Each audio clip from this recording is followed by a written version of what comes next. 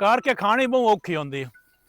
ਅਈਆ ਪੱਠੇ ਹੀ ਹੈ ਨਾ, ਇਹ ਪੱਠਾ ਪਾੜਾ ਵੀਰ ਸਭ ਤੋਂ ਦੁਨੀਆ ਤੋਂ ਸਭ ਤੋਂ ਔਖਾ ਕੰਮ ਜਿਹੜਾ ਨਾ ਪੱਠਾ ਪਾੜਾ ਹੈ।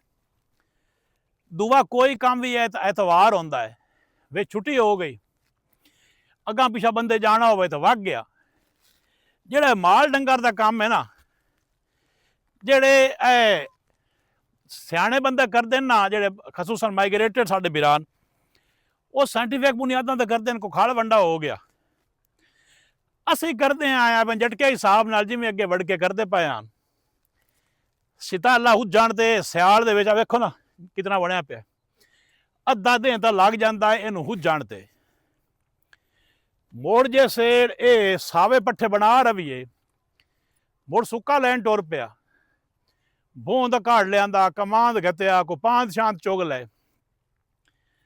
ਉਹ ਕਰਦਿਆਂ ਕੁਰਦਿਆਂ ਤੇ ਸ਼ਾਮ ਹੋ ਜਾਂਦੀ, ਸ਼ਾਮੀ ਦਾਰ ਕੱਢ ਕੇ ਢੋਰ ਅੰਦਰ ਕੀਤੇ, ਬਾਂਗਾ ਵੇਲੇ ਮੁੜ ਉੱਠੀ ਬੈਠਾ।